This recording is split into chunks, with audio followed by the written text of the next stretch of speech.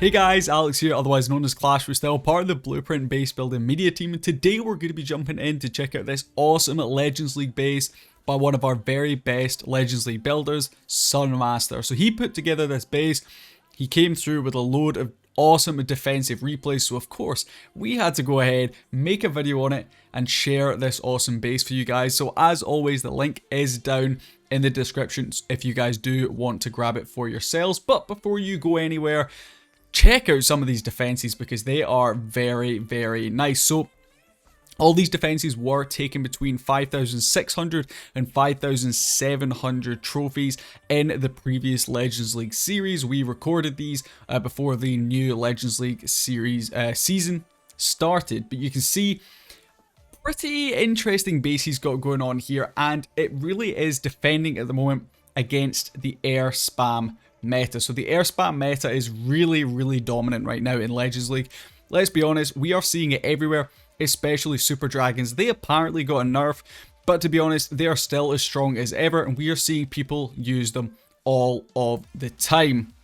So the attacker here decides to use that flame flinger in from 9 o'clock. It takes a huge amount of time for that flame flinger to actually get any real value because they are super, super slow, but the attacker leaves it for ages before then choosing to get the rest of these super dragons in. But you can see really difficult to funnel into the core of the base. We've got those two dead channels right next to that multi-target inferno in the core, which means more often than not our offensive troops are actually pathing around that, and especially when you're coming up against some of these higher level players in the top end of Legends League, you're going to be seeing a lot of Lalo, and if Lalo players are unable to get that multi-target inferno in the core, really, really key defense, then it can have a huge impact on the attack. But you can see this player here, the last few troops that are going to be up do end up coming from that flame flinger.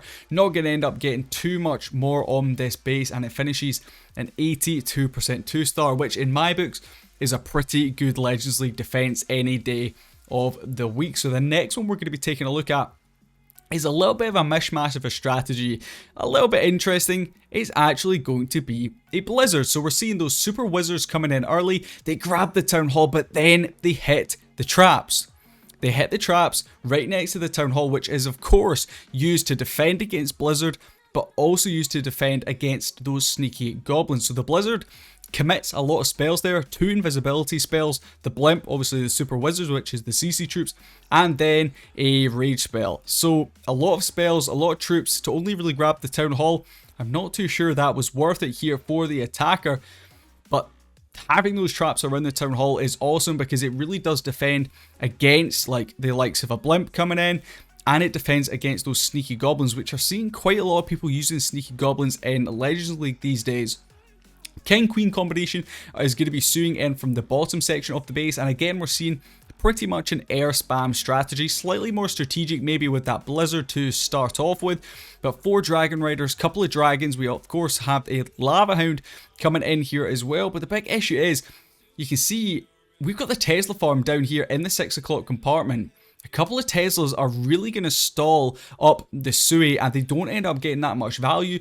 They do not take down the multi-target inferno, and of course both of those sweepers still sitting in the core of the base are going to be very, very troublesome here for these dragons to try and push through. Misses the sweeper with that freeze spell, so we're still battling against it. The lava hound does end up pulling a couple of air skeletons, which is pretty interesting to be honest. Rage spell going to be coming in from that 1 o'clock section. CC is going to be lured out a little bit. We had a couple of rocket loons in there, headhunters I believe as well, and maybe super minions. I'll need to double check that. But yeah, this guy is honestly, he's struggling against this base. You can see did definitely think about the strategy, but sadly just could not quite push through the base. But this is what I'm talking about. This base is so strong against these air attacks. You'll see this attack maybe pushes a little bit further through the core than some of the other attacks we're going to see today, but very difficult to funnel those troops into the core.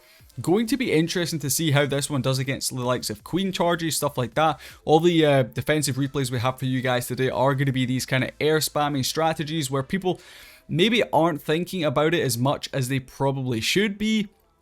But that's going to be an 81% 2-star coming in there on defense, which is very nice indeed. So we have a little interesting strategy here, which is a little bit closer to home. And that is going to be the spam super dragons with a clone spell. So this guy has a very similar composition to what I'm currently using in Legends League.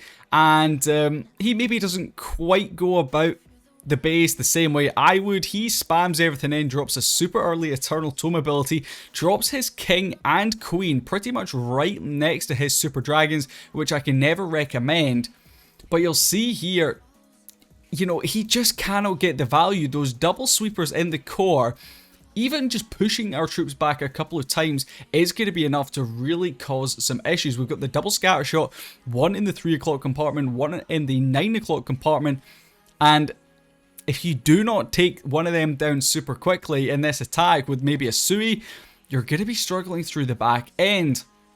And you'll see that Town Hall, of course, now activated because we've surpassed 50% of the base. We've got our Queen doing still a little bit of work with her ability, but here comes the CC. We have archers, super minions, and those rocket loons coming out of that. Chooses to use the invisibility spell there on the Royal Champion, actually freezes up the single target Inferno Blimp into the Town Hall. We're going to clone through that as well. A couple of red bombs do end up going off. Loads of red bombs end up going off. But because of that clone spell, luckily here that attacker is able to secure the Town Hall. But that was very nearly a 1-star defense coming in there for one of Sunmaster's bases. Very nice stuff indeed. You can see this base is causing a lot of issue against these dirty air spammers. So I'm thinking this base is going to work early Legends League all the way through. Like I said, this base, these defenses were up at between 5-6 and 5-7. So it probably should work up to there again. It is going to get 3-starred now and again. Let's be honest, like all Legends League bases will. But this one seems to be defending a lot better than some of the other bases I've seen kicking about in the current Legends League meta. We're seeing a lot of these box bases, but this one's slightly different. You can see that tornado trap finally going to come into play. This attacker decides he's going to spam in all of his... Oh, that's never a good idea. Spamming in all your clones in a line, trying to just get those balloons to go to the Town Hall. In fact, I don't even think that final clone spell got anything to go into it. And he wastes, I think that was 3, maybe even 4 clone spells and hardly gets any value. The Town Hall has not gone down. We're going to freeze it up right there. We're trying to get our Queen and our Royal Champion to go in towards this Town Hall. But here come the Clan Castle troops. We've got those rocket balloons. We've got those super minions, and the Town Hall has not gone down. We do have a poison spell, which we are going to be deploying right there. But with the Town Hall currently sitting on that RC, she does not stand a chance. The dragons not very well funneled. And if you cast your eyes into the center of the base, once again, we are seeing this multi-target Inferno not going down. The troops just do not seem to pass to it. Even though we have both of those sweepers sitting in that compartment, the troops seem to like to go everywhere but towards it. Town Hall does not go down in this attack, and it is going to end up being a beautiful 1-star defense here. And that's the beauty of this base. If you get caught by the tornado like this guy did, well, you're going to be causing some issues. And if, for example, if you blizzard in, or if you try and, I don't know, go for a Yeti blimp, you're going to struggle to get that Town Hall because of the traps that are around it. But to be honest, 2-stars are far more common on this base. We're seeing mostly 2-stars on the base. I've gone through Sunmaster's defensive log and picked out some interesting defensive replays for you guys. Like I said, there's a couple of triples in there. The majority of them are 2-stars, and we are seeing the occasional 1-stars in there as well.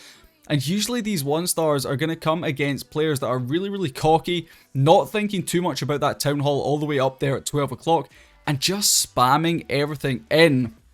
And that's pretty much what happens right here. We spam all our dragons into, again, this south section of the base. King, Queen both going the exact same direction as that previous attack, freezing up the scatter shot over there on the 3 o'clock section. We do again have that Flame Flinger doing a little bit of work. To be honest, I don't think the Flame Flingers work particularly well against this base. Perhaps if this attacker had actually, you know, thought about his Sui, he could have used the Flame Flinger for the 3 o'clock compartment, a Sui for the 9 o'clock compartment, and then perhaps his dragons might have gone right up the core of the base. But instead, he now has absolutely zero hope of getting that Town Hall. He had 2 clone spells in there, which he is now going to start throwing down because he is desperate to try and get some troops in towards that Town Hall. But there's just not a hope. He's going to freeze up the Town Hall. He has a couple of dragons, one of which is a clone dragon. 10,000 red bombs are going to be getting pulled right there. And once again, it's a 1-star.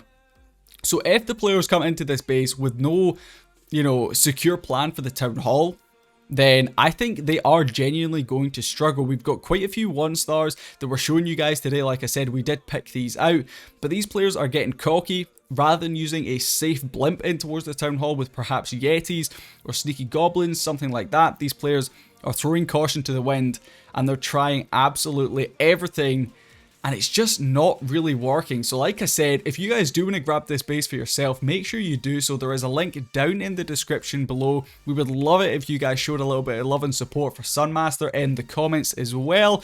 Really do appreciate you guys. While you're down there, leave a like on the video, subscribe as well to the Blueprint channel. Loads of awesome content coming, and we'll see you in the next one. Peace.